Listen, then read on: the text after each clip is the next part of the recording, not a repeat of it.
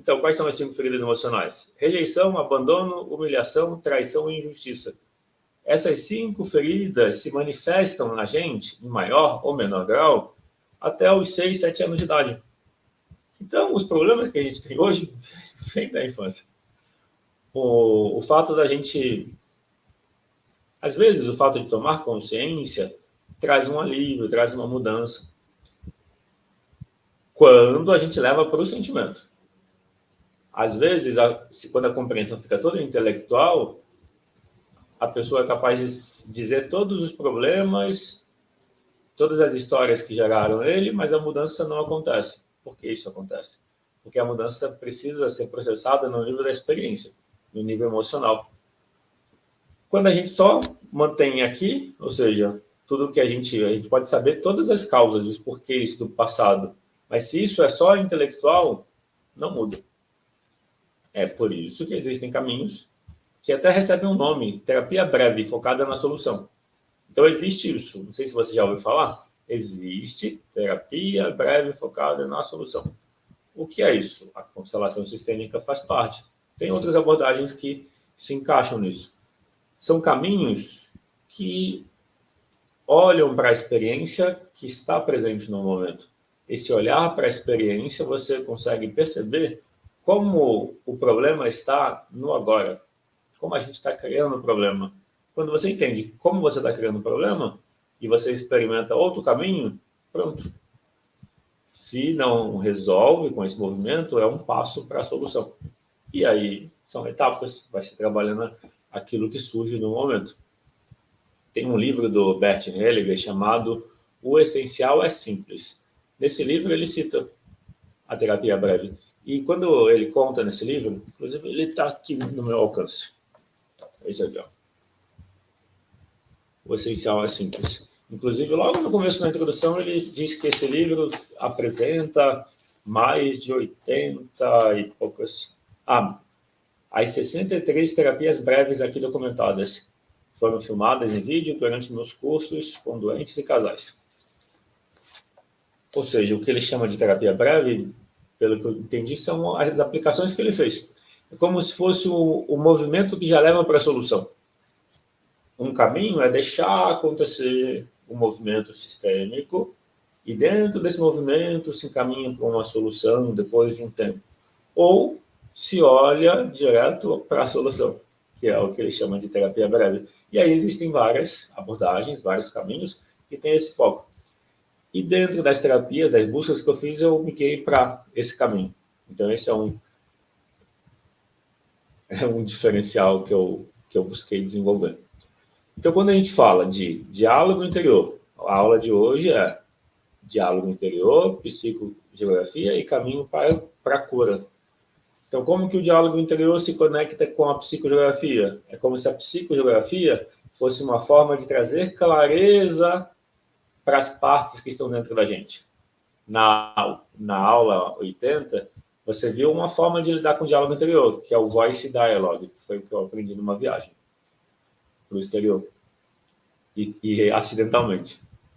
Já na aula de agora, 81, o enfoque é entender que no espaço, numa sala onde você está, você consegue posicionar espacialmente com um papel, chega de papel, as posições, e você ocupa ela e percebe como está a relação. Muda de posição e percebe como está naquele ponto de vista. Vai para a posição do observador e percebe como está ali no ponto de vista. E esse passar pelas posições traz informações que a gente não tinha. O assunto é a aula 81, diálogo interno, psicogeografia e autocura. O assunto é inteligência emocional. Essa é uma aula da série de aulas Anti-Tristeza, guia prático para resolver a dor emocional da tristeza. Então, hoje em especial é o diálogo interior, usar o espaço para ter consciência do diálogo interior e nisso um caminho para curar uma dificuldade, seja de lidar com as emoções, seja de lidar com alguém, e geralmente a dificuldade de relacionamento também é uma dificuldade na relação com a gente. Quando a gente quer mudar o outro, Isso é um sofrimento para a gente. Porque normalmente o outro tem o tempo dele. O Anticristo escreveu: minha namorada gostava de usar roupa curta para homem ficar olhando e os homens olhavam. Entendi. E de alguma forma isso te afetava? Qual era o sentimento que você tinha em relação a isso? Geralmente, para mudar o enfoque na inteligência emocional, o enfoque, eu não gostava, não. E o sentimento?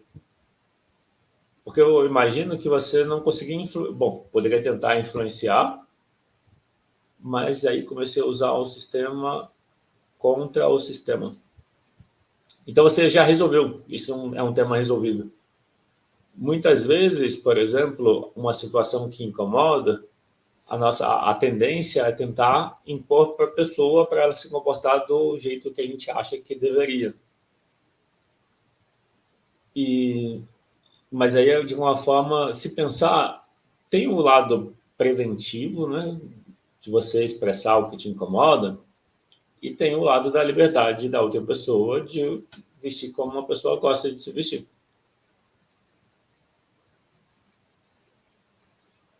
Entendi. Legal, então, sinal que está resolvido. Muito bom. E, bom, deixa eu pensar. Então, eu vou contextualizar um pouco mais a questão da psicogeografia. Você pode pensar na psicogeografia como um uso do espaço, espaço físico, o espaço de uma sala, o espaço onde você está, para tomar consciência daquilo que se passa dentro de você. Esse uso da psicogeografia é muito parecido com uma constelação que você usa âncoras de papel. Então, você escreve, por exemplo, primeira posição, que é a posição do eu, e coloca no chão. E aí você tem uma dificuldade com alguém.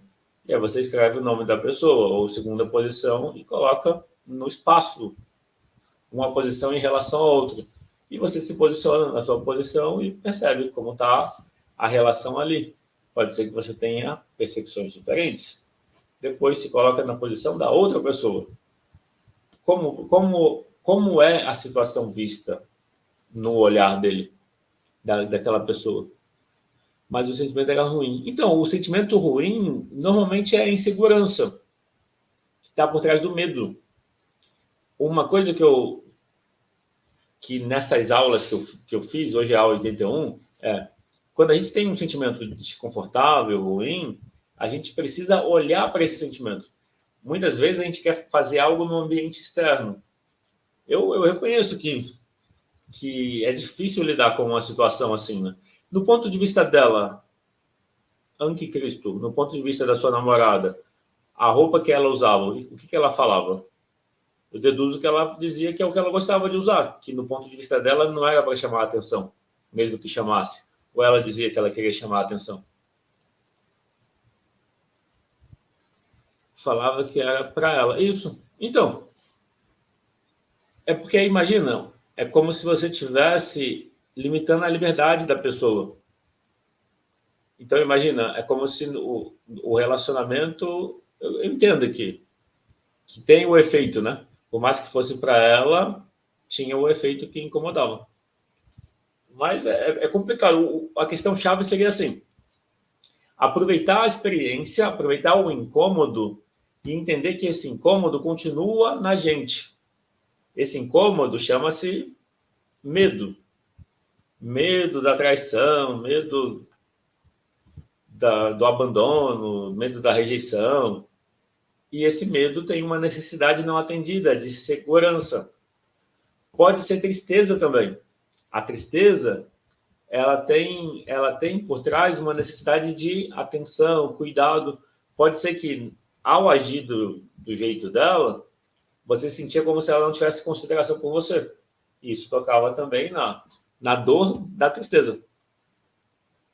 O Anki disse medo da traição, eu não tenho, não. Mas você consegue reconhecer o incômodo? Você escreveu assim, mas o sentimento era ruim, porque mesmo falando, a pessoa não dava ouvido. Então, olha só essa parte. Mesmo falando, ela não dava ouvido. Então, não era medo da traição. Então, era uma questão de consideração. Nesse pedacinho que você escreveu ali, porque mesmo falando, a pessoa não dava ouvido, isso é consideração.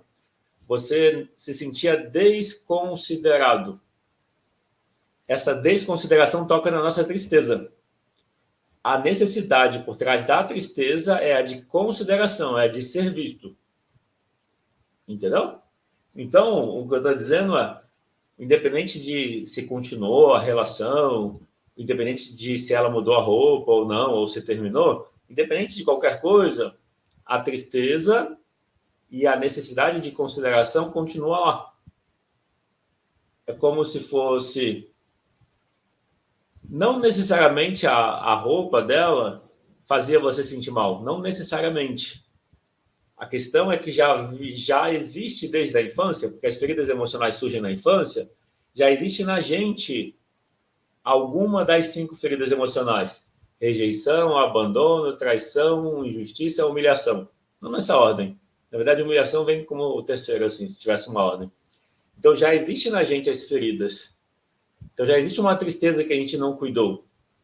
A gente consegue passar a vida inteira fugindo da tristeza. E aí, o relacionamento tem o poder de fazer a gente entrar em contato com o que a gente não quer sentir. Só que quando a gente foge da tristeza, a tristeza continua lá. E eu falo por experiência, eu fugi da tristeza há muito tempo.